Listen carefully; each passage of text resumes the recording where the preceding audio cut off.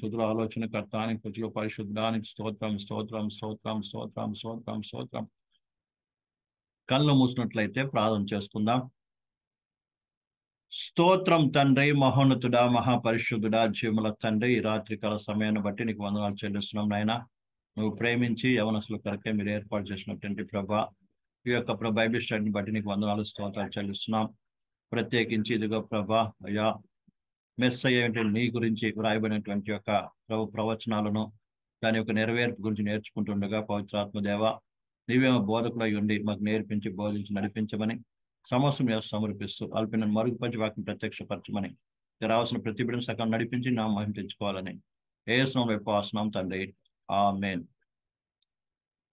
నా శబ్దం మంచిగా వినబడుతుందా మీకు? వినిపిస్తుంది పెద్దనాన్న. మంచిది.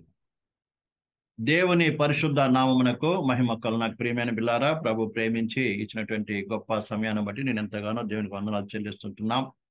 యథావిధిగా మనము ప్రియులారా మెస్సయ్య కీర్తనల గురించి మనము నేర్చుకుంటూ వస్తున్నాం. ప్రత్యేకించి ప్రియులారా 45వ అధ్యాయము 9వ వచనాన్ని మనం ఈ యొక్క దినమును మనం ధ్యానించబోతున్నాం.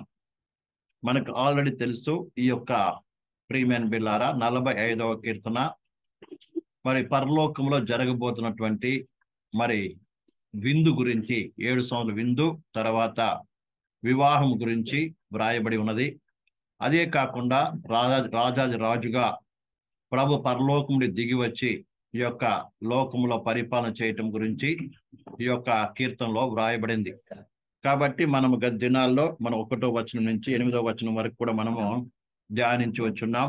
ప్రియమైన బిల్లారా, ఆ విషయాన్ని మీ జ్ఞాపకం ఉందని అనుకుంటున్నా. ఈ యొక్క దినములో మనము కీర్తనలో 45వ అధ్యాయము 9వ వచనం ధ్యానించబోతున్నాం. అందరూ కూడా పరిశుద్ధ గ్రంథాన్ని తెరిచి కీర్తన గ్రంథము 45వ అధ్యాయము 9వ వచనం చదువుదాం.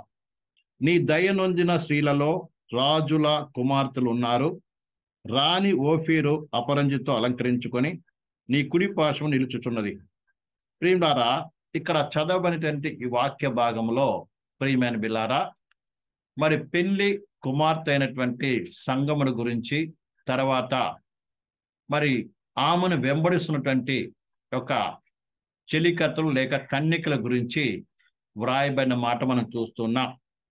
ఇక్కడ మనము ఇందులో కొన్ని విషయాలు ఇది లోతైనటువంటి విషయాన్ని కొన్ని విషయాలు మనం ఇందు నుంచి చూడబోతున్నాం. ముఖ్యంగా రాయబడిన మాట ఏంటంటే, నీ దయ నొందిన స్త్రీలలో రాజుల కుమార్తెలు ఉన్నారు. ఇక్కడ మనం చూసినప్పుడు నీ దయ నొందిన స్త్రీలలో రాజుల కుమార్తెలు ఉన్నారు అని చూస్తున్నాం. అంటే చాలా మంది ఉన్నట్టుగా చూస్తున్నాం. అర్థమైందండి? ఇక్కడ మనం అర్థం చేసుకోవాల్సిన విషయం ఏంటంటే, ఇక్కడ 2 వాక్యం రాయబడింది. కింద వాక్యం చదివిన రాణి ఓఫీరు అపరంజితో అలంకరించుకొని, ఇక్కడ 2 విషయాలు. ఒక్కటేమో రాజుల కుమార్తెలు అంటే చాలా మంది ఉన్నట్టు చూస్తున్నాం. రెండోది రాణి ఓఫీరు. ఓఫీర్ అంటే రాణి ఓఫీరు అని రాయబడి ఉంది. అంటే రాణి అంటే ఒక్కటే, సింగులర్ రాయబడి ఉంది. ప్రేమదారా, ఈ రాణి ఎవరు? ఈ రాజుల కుమార్తెలు ఎవరు అన్న దాన్ని మనం అర్థం చేసుకోవాలి. అర్థమవుతుందండి? దేవుడు ప్రియులారా తన యొక్క సంఘాన్ని, రక్తమిచ్చి కొన్నటువంటి సంఘాన్ని పెళ్లి కుమార్తెతో పోల్చాడు, లేక కన్యకతో పోల్చాడు. ఒకే ఒక సింగులర్ మాట ఉపయోగించబడింది సంఘానికి. అర్థమవుతుందండి? సంఘము ఒకటే. చూడండి, ఈ దినాల్లో ఎన్నో రకాల డినామినేషన్స్, ఎన్నో గ్రూపులు, ఎన్నో రకరకాల ప్రియులారా సంస్థలు ఈ ప్రపంచంలో చూస్తున్నాం. కొన్ని వేల సంఘాలు ఉన్నాయి. అయితే దేవుని దృష్టిలో ఒకే ఒక సంఘము, ఒకే ఒక సంఘము, ఒకే ఒక పెళ్లి కుమార్తె, ఒకే భార్య. అని దేవుని వాక్యంలో చూస్తున్నాం. మరి ఈ యొక్క మిగతా స్త్రీలు రాజుల కుమార్తెలు ఎవరు అని మనం చూసినట్లయితే బాగా మనం గ్రహించవలసింది, రాబోయే కాలంలో అనగా నిత్యత్వంలో, అర్థమైందండి, ఉండబోయేటువంటి వారు ఎవరు, ఎన్ని గ్రూపులు అన్న విషయాన్ని ప్రతి ఒక్కరు బాగా అర్థం చేసుకోవాలండి. పెళ్లి కుమారుడు ప్రభువైనటువంటి యేసు క్రీస్తు అయి ఉన్నాడు. అలాగే సంఘము ఒకటే, అంటే ఆయన భార్య ఒకటే. మరి మిగతా వారందరూ ఎవరు అని చూసినప్పుడు దైవ వాక్యంలో మరి ఇక్కడ రాయబడిన మాట చూడండి. ఇంకా అదే కాకుండా కింద కూడా చదువుతాం. ప్రియమైన బిల్లారా,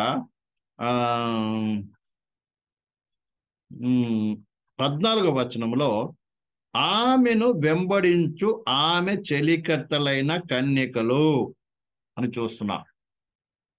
మొట్టమొదటి యేసు ప్రభుతో పాటు ఉండేటువంటిది ఏంటంటే పెళ్లి కుమార్తె, సంఘము అంటే ఒకటి.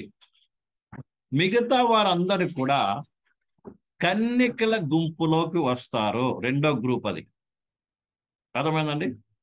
మూడో గ్రూపు ప్రియులారా విందుకు పిలువబడిన వారు. అప్పుడు అర్థమవుతుంది మీకు అందరికీ. నిత్యత్వంలో అంటే రేపు ఈ లోక 1000 ఏళ్ల పరిపాలనలో కావచ్చు, తర్వాత నిత్యత్వం నూతన ఆకాశము నూతన భూమిలో కావచ్చు, ప్రియులారా 3 గ్రూపులు ఏంటంటే ప్రజలు ఇంకా చాలా ఉన్నాయి. ప్రియులారా మీకు అర్థం అవటానికి ముఖ్యమైనగా 3 గ్రూపులను చూస్తుంటున్నాం. ఆ 3 గ్రూపులో మొట్టమొదటిది గొర్రె పిల్ల యొక్క భార్య, అంటే సంఘము. అది ఒకటే, అర్థమైందండి. తర్వాత ఆమెను వెంబడించేటువంటి యొక్క కన్యకలు, రెండో గ్రూపు. మూడో గ్రూపు పిలువబడిన వారు, అంటే ప్రియులారా వారు ఈ పిలువబడిన వారి దాంట్లో యూదులు ఉంటారు, ఎవరు ఉంటారు, అన్యజనులు ఉంటారు. అన్నిట్లో కూడా యూదులు ఉంటారు, అన్యజనులు కూడా ఉంటారు. ఈ విషయాన్ని మనం బాగా అర్థం చేసుకోవాలండి.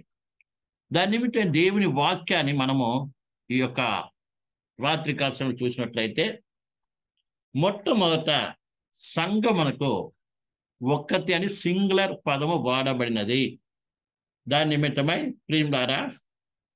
ప్రియమైన బిలారా ఇదే అధ్యాయంలో మనము ఇప్పుడు చదువుకున్నాం కదా, 9వ వచనంలో రాణి ఓఫీరు అని సింగులర్ పదము వ్రాయబడినది. తర్వాత కింది చూసినట్లయితే ఇక్కడ 12వ వచనంలో తూరు కుమార్తె అని రాయబడి ఉంది. అర్థమైందండి. తూరు కుమార్తె అనగా సింగులర్ వాడబడింది. ఇది ఏం వాడబడింది? సంఘానికి, పెళ్లి కుమార్తె సంఘానికి వ్రాయబడినది. గొర్రె పిల్ల భార్యకు గురించి వ్రాయబడినది. అలాగే 13లో చూసినప్పుడు కూడా ఆమె వస్త్రము, ఆమె అంటే సింగులర్ వ్రాయబడినది. అదే రీతిగా మనం ఇంకా చూసినప్పుడు ప్రియం ద్వారా పరమగీతములో 4వ అధ్యాయము, పరమగీతములో 4వ అధ్యాయము ప్రియమైన బిల్లారా వీలైతే మీ డాడీని కూడా కూర్చోమని చెప్పండి ఈ యొక్క వచనాన్ని చూసుకోవడానికి. కుమార్ని 4వ అధ్యాయము 12వ వచనం చదువుదాం. ఇక్కడ కూడా చూడండి, నా సహోదరి నా ప్రాణేశ్వరి అంటే ఇక్కడ కూడా దేవుని వాక్యంలో సంఘము గురించి సింగులర్ వర్డ్ యూజ్ చేసి సింగులర్ మరి యూజ్ అయినట్టుగా ఉన్నది ప్రియం ద్వారా. అలాగే 7వ అధ్యాయము 1వ వచనం చదివినప్పుడు రాజకుమార పుత్రిక అని ఇక్కడ కూడా మనము చూస్తా ఉన్నాం. ఇవన్నీ కూడా ప్రియం ద్వారా సంఘమును గురించి రాయబడిన మాట.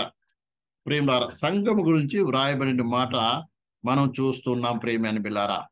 అదే కాకుండా మనం ఇంకా ఏంటంటే కొత్త నిబంధన చదివినట్లయితే ప్రియమైన బిడ్డలారా 3వ అధ్యాయము యోహాను సువార్త 3వ అధ్యాయం 29వ వచనం చదవండి. ప్రియమైన యోహాను సువార్త 3వ అధ్యాయము 29వ వచనం చదువుదాం. 3వ అధ్యాయము యోహాను సువార్త 3వ అధ్యాయం 9వ వచనం 29వ వచనం.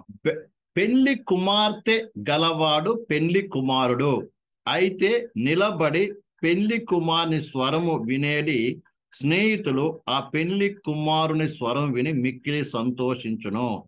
ఈ నా సంతోషము పరిపూర్ణమై ఉన్నది. ఇక రాయబడిన వాడు బాప్టిజం యోహాను యేసు ప్రభు గురించి చెప్తూ యేసు ప్రభుని పెళ్లి కుమారుడితో పోల్చాడు. అలాగే సంఘాన్ని పెళ్లి కుమార్తెతో పోల్చడు. ఇక్కడ కూడా రాయబడిన మాట సింగులర్ పదం వాడబడింది. ఏమని? పెళ్లి కుమార్తె గలవాడు. పెళ్లి కుమార్తెలు అని లేదండి, పెళ్లి కుమార్తె గలవాడు అని రాయబడి ఉంది. అర్థమైందండి? సంఘము ఎప్పుడు కూడా పరిశుద్ధ గ్రంథంలో సింగులర్ పదం వాడబడింది. అంటే సంఘము ఒక్కటేనని అర్థం. అర్థమైందండి? ఎవరైతే నిజంగా పరిపూర్ణంగా ప్రభు యొక్క వాక్యానికి, ప్రభు యొక్క చిత్తానికి పరిపూర్ణంగా లోబడి ప్రభు వలె ఎవరైతే మార్చబడతారో వారే పెళ్లి కుమార్తెగా ఉండబోయేదండి.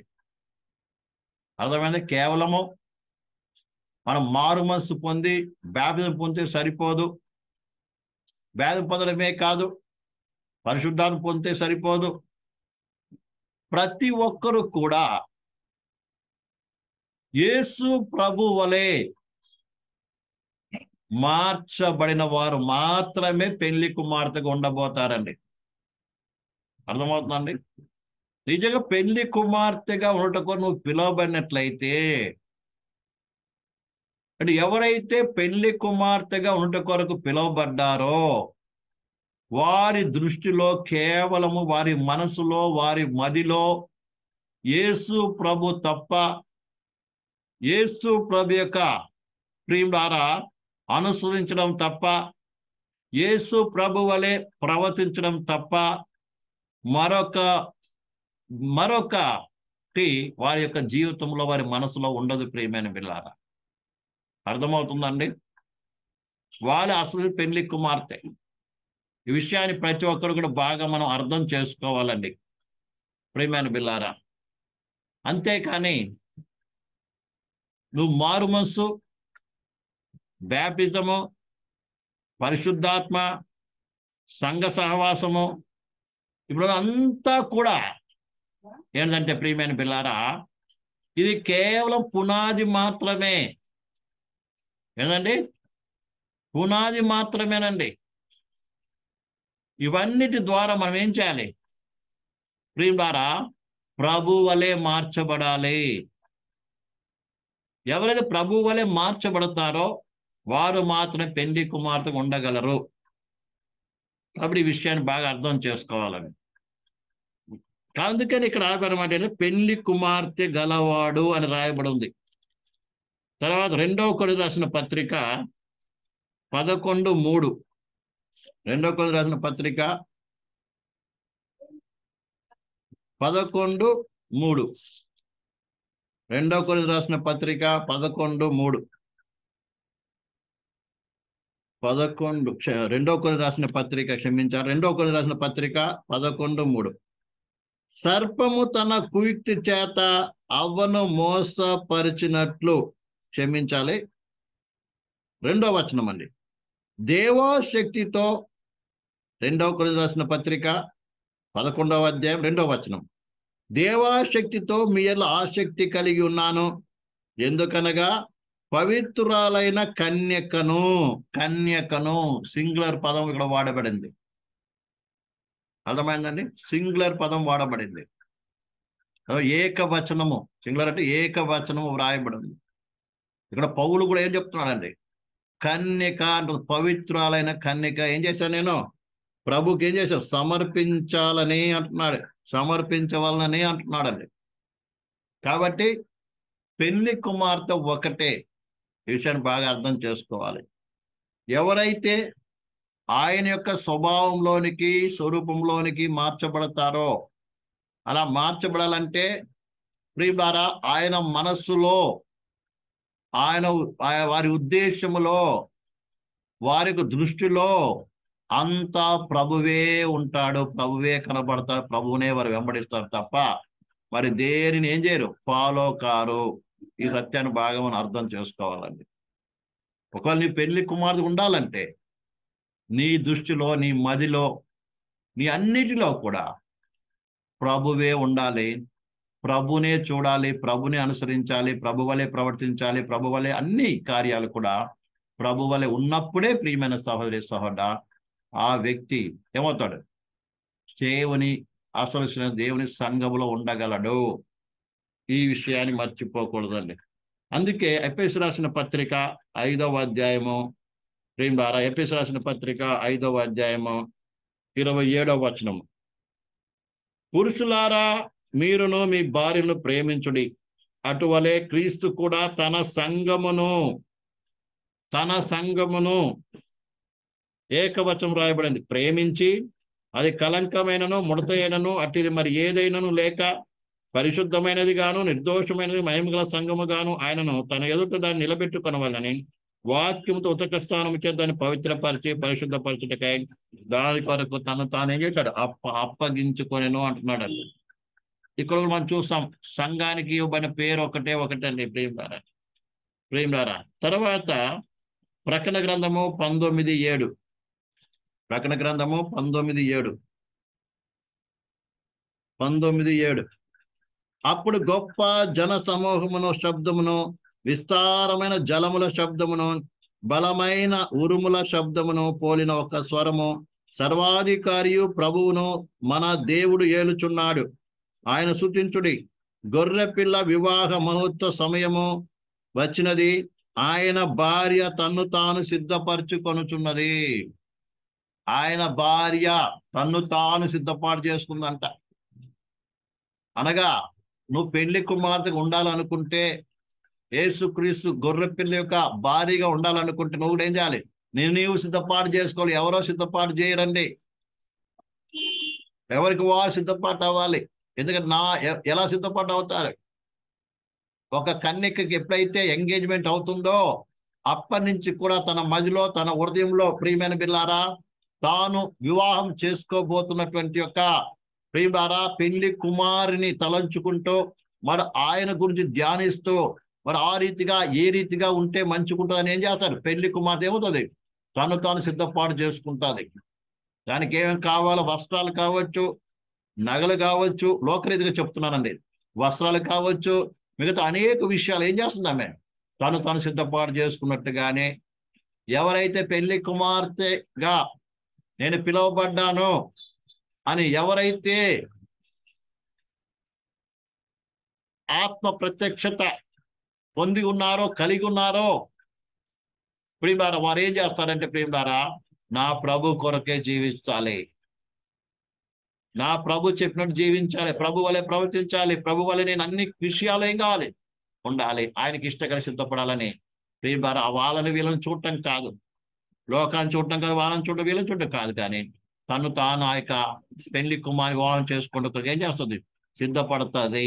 ఆ రీతిగా ఎవరైతే సిద్ధపడతారో ప్రియమైన బిడ్డలారా, వారు మాత్రం పెళ్లి కుమార్తెగా ఆయన భారీగా ఉండకపోతున్నారండి. వాళ్ళ సాకులు చెప్పరు, వాళ్ళవే వీళ్ళకి చూడరు, ఎవరు ఏమంటున్నారో పట్టించుకోరు. ఏ రకంగా ప్రభు ఈ లోకంలో జీవిస్తున్నప్పుడు తండ్రి చిత్తాన్ని చేస్తూ వెళ్ళిపోయాడు ప్రియమైన బిడ్డలారా, ఆ రీతిగా వారు కూడా ఏం చేస్తారు, దేవుడు తండ్రి చిత్తాన్ని చేస్తూ ముందుకు వెళ్ళిపోతారు. ఇటువంటి అనుభవం కలిగిన వారు మాత్రం పెళ్లి కుమార్తెగా ఉండగలరు ప్రియమైన బిడ్డలారా. తర్వాత 21:2 వచనం కూడా చదువుదాం. 21:2, మరియు నేను నూతనమైన యెరూషలేమును ఆ పరిశుద్ధ పట్టణము తన భర్త కొరకు అలంకరించిన పెళ్లి కుమార్తె వలె సిద్ధపడి పరలోకము దేవుని యొద్ద నుండి దిగి వచ్చుట చూచుతని. ఇక్కడ కూడా సింగులర్ పదమే వాడబడింది ప్రేమ ద్వారా, సింగులర్ పదం వాడబడింది. మీరు అనవచ్చు, అంటే ఎవరు ఒక్కరేనా అని ఆలోచన రావచ్చు మీకు.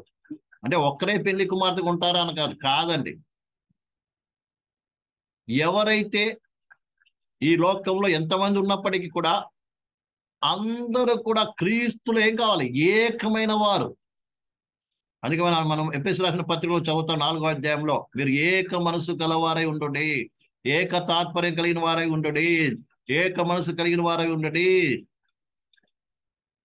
ఇది ఒకరికొకరు కలవట్లేదు. విశ్వాసులు అంటున్నాం, పరిశుద్ధులం అంటున్నాం, ఒకరు కలవటం లేదండి. ఎందుకంటే ఒక్క అభిప్రాయం ఒక్కరికి నచ్చట్లేదు. దేవుని వాక్యమే నచ్చట్లేదు చాలా మందికి.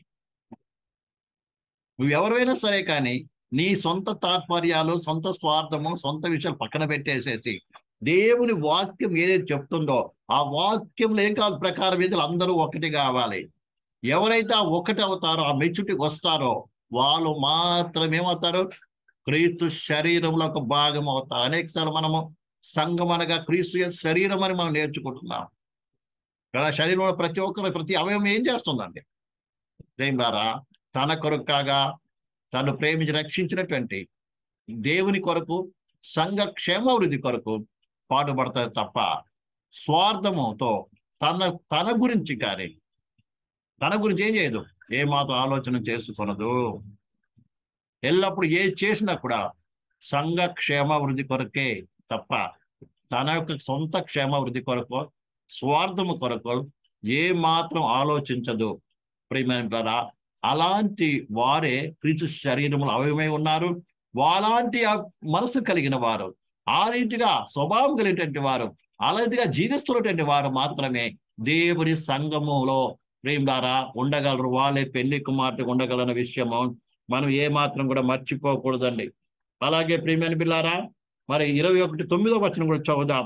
అంతటా కడవరి 7 తెగులతో నిండిన 7 పాతలు పట్టుకొని ఉన్న 7 దేవదూతల్లో ఒకడు వచ్చి, ఇటు రమ్ము, పెళ్లి కుమార్తెను అనగా గొర్రె పిల్ల యొక్క భార్యను మీకు చూపిదనని నాతో చెప్పి. ఇక్కడ పెళ్లి కుమార్తె గురించి ఏం రాయబడింది? పెళ్లి భార్య ఒకతే చూపిస్తున్నాం. కాబట్టి ప్రియమైన బిల్లారా, పెళ్లి కుమార్తె అన్నది ఒకటే, సంఘం అనేది ఒకటే. ప్రియులారా, ఎవరైతే క్రీస్తు శరీరములో ఏకమై తన కొరకు కాకుండా సంఘ లేకుంటే శరీర క్షేమాభివృద్ధి కొరకు ప్రయాస పడతారో, ఆయనతో పాటు ఏకీభించి ఆయనలో కలిసి జీవిస్తారో, ఆయన వలె జీవిస్తారో, ఎవరైతే బాగా గ్రహించవలసిన విషయం, ఒక శరీరములో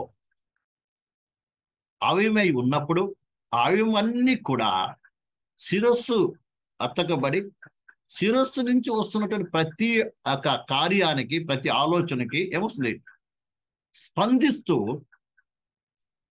దానికి లోబడి నడుచుకుంటుంది. ఎందుకంటే సంఘానికి శిరస్సు ఎవరంటే ప్రభువైన యేసుక్రీస్తు. మిగతా మనం అందరము కూడా అవయవమై ఉన్నాము. చాలా మంది మారుమనసు పొంది బ్యాడ్లు పొందేటువంటి వారు ఈ దినాల్లో ఇంకా కూడా క్రీస్తు శరీరంలో అవయములుగా లేరు. ఎంతో సేవకులు కూడా లేరు. కారణం ఏంటంటే ప్రియులారా, క్రీస్తు శరీరంలో ఉన్నామని చెప్తున్నప్పటికీ ప్రియులారా, సంఘ క్షేమాభివృద్ధి కొరకు కాకుండా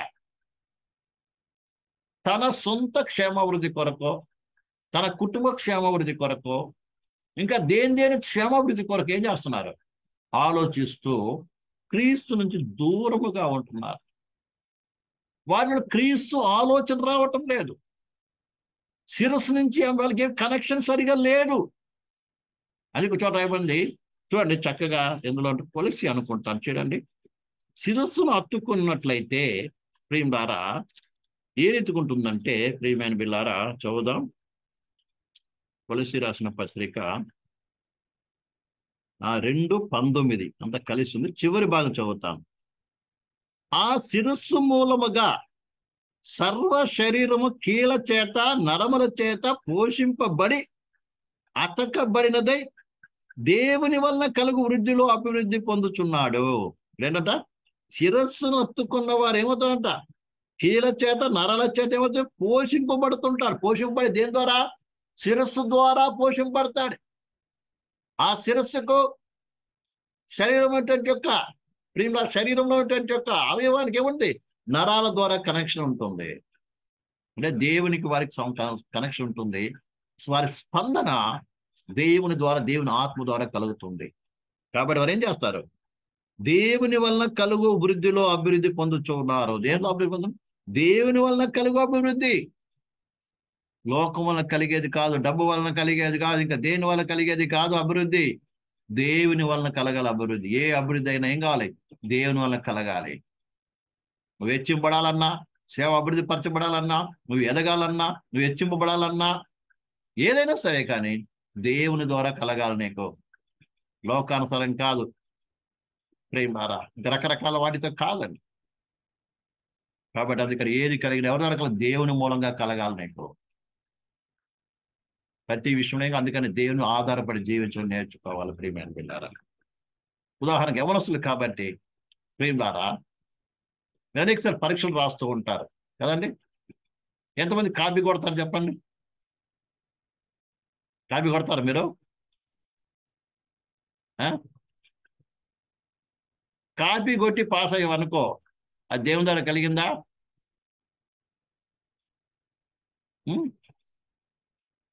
బాగా అర్థం చేసుకోవాలి ప్రియమైన బిడ్డ. అది దేవుని ద్వారా కలిగేది. చాలా మంది కాపీలు కూడా ఎంతమంది కొడుతున్నారు? నేనైతే ఎప్పుడు ప్రశ్న వేయలేదు, కానీ ఇప్పుడే వేస్తున్నాను. ప్రియమైన బిడ్డలారా, దేవుని మూలంగా అర్థమైందండి. రికమెండేషన్తో సీట్ సంపాదించుకుంటాం. ఇలా డబ్బు లేకుంటే లంచాలు ఇచ్చి చాలా మంది ఏం చేస్తారు? సీట్లు సంపాదించుకుంటారు. మరికొంత ఏం చేస్తారంటే లేకుంటే ప్రియులారా మరి లంచాలు ఇచ్చి ఉద్యోగం సంపాదించుకుంటారు. ఇలా రకరకాలుగా చేస్తూ ఉంటారు. ఇదంతా కూడా దేవుని వల్ల కలిగే అభివృద్ధి ఏమాత్రము కాదు ప్రియమైన సహోదరి సహోదరులు. దేవుడు హెచ్చించేటప్పుడు ఉదాహరణకి మనం అనేక మంది పరిశుద్ధులను చూస్తాం.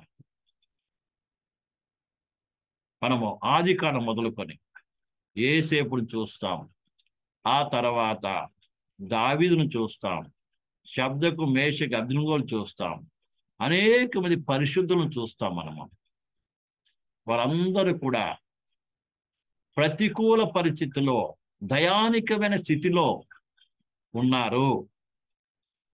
అయినప్పటికీ దేవుడు ఏం చేశాడు? వారిని హెచ్చించాడు. వారికి ఏ రికమెండేషన్ లేదు. ఉదాహరణకి యేసేపు పాపం రికమెండేషన్ చేయించుకుందని ఆశపడ్డాడు కదండి. ఆ కళ అర్థం చెప్పిన తర్వాత వాళ్ళతో అన్నారు, అయ్యా మీరు బాగుపడి నువ్వు తిరిగి నీ ఉద్యోగం వచ్చి నన్ను జ్ఞాపకం చేసుకోయ్యా, నేను ఏ తప్పు చేయకుండా వచ్చానయ్యా అన్నాడు. కానీ ఏం చేశాడు? ఆయన కూడా మరిపించేటట్టు చేసేసాడు. మనమైతే ఎవరన్నా మర్చిపోయి మనకు చేసిన మేలు మర్చిపోయి మనకు సహాయం చేయలేదనుకోండి, వాళ్ళకి భలే కోపం వచ్చేస్తుంది. నేను వారికి ఇంత మేలు చేశాను, అర్థమైందా? కానీ వాళ్ళు ఏం చేశారు? నాకు సహాయం చేయలేదని వాళ్ళ మీద కోపం పెట్టుకుంటామండి.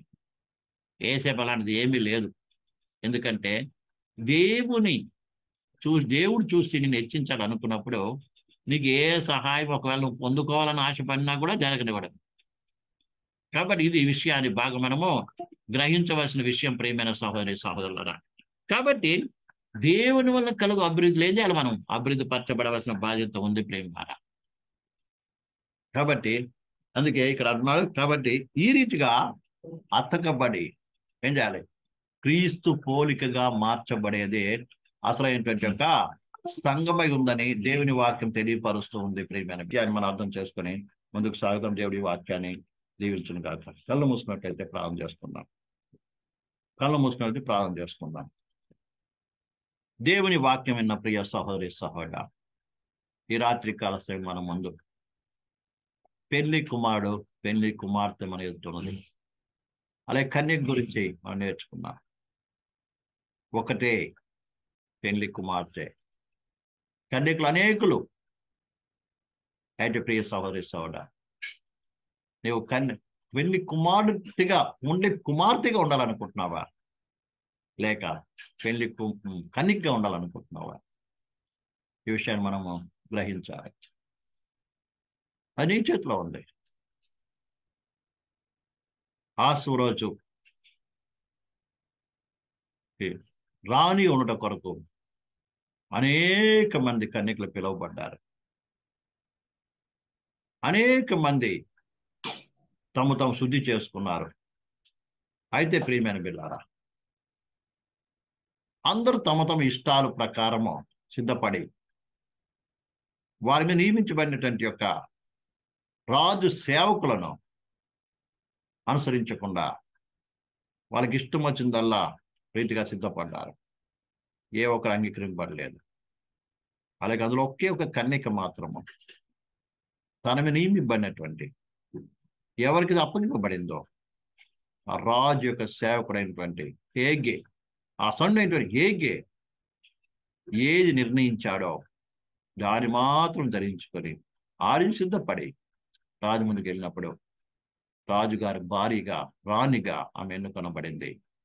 ప్రియమైన బిడ్డలారా, ఆ రీతిగా నీవు ఉన్నప్పుడు మాత్రమే మన పెళ్లి రాజులకు, అనగా పెళ్లి కుమారుడైన యేసుక్రీస్తుకు ప్రియులారా భారీగా ఆ ఒకే ఒక భార్య యొక్క దాంట్లో మనం కూడా ఏం కాగలం, ఉండగలం. లేకపోతే ప్రయోజనం లేదండి. కాబట్టి ఇది కృప అనుగ్రహించడం. పెళ్లి కుమార్తెనికి, పెళ్లి కుమార్తెగా మన ఆయన కుడిపార్శ్వం నిలబడేటువంటి యోగ్యులుగా ఉండటం కొరకు సిద్ధపడదాం. సహాయం చేసి ప్రార్థిద్దాం. స్తోత్రం తండ్రి, మహోన్నతుడా, మహాపరిశుద్ధుడా, జీవము తండ్రి, నీ వాక్యపు సత్యాన్ని ప్రజల ముందు పెట్టుంటుండగా పవిత్రాత్ముడా ఎవరు నీ పిలుపుకు లోబడ్డారో వారిని నువ్వు సిద్ధపాటు చేయండి. మేమందరం కూడా ప్రభు పెళ్లి కుమార్తె ఉండకు పిలువబడ్డాం. కాబట్టి నీ శరీరం ఉన్న మేము నీ ద్వారా అతకబడి నీ ఆలోచన ప్రకారం, నువ్వు నిర్ణయించిన ప్రకారం మేము జీవించుటకు గొప్ప కృప చూపించి కార్యం చేయమని, రాత్రి రోజు వాక్యం విన్నటువంటి ఎవరిని దీవించమని, రాబోతున్న కాలంలో ఇది యూట్యూబ్ ద్వారా కూడా ప్రభు ప్రేమిడవుతున్న సహాయం చేసి అనేక మంది సత్యాన్ని గ్రహించిన కృప చూపించమని, డాక్టర్ల సత్యమైన తిరిగి కలుసుకుంటే కృప సంబంధించమని, నేను మేమందరం మధ్యాహ్నం కలుసుకోవడానికి సహాయం చేసి మా ఇంపని దీవించాను. ఏ స్నామం ఎక్కువ ఆసనం తండ్రి, ఆమేన్. మన తండ్రి దేవుని ప్రేమే, కుమారుని యేసుక్రీస్తు కృపయు, పరిశుద్ధాత్మిక అన్యోన్య సహవాసం ఇప్పుడు మనందరిలో ఒక సకల పరిశుద్ధులకు కూడా ఆ దగ్గర తోడే నడిపించింది కాక. ఆమేన్. అందరికి కూడా యేసుక్రీస్తులో వందనాలు. Praise the lord.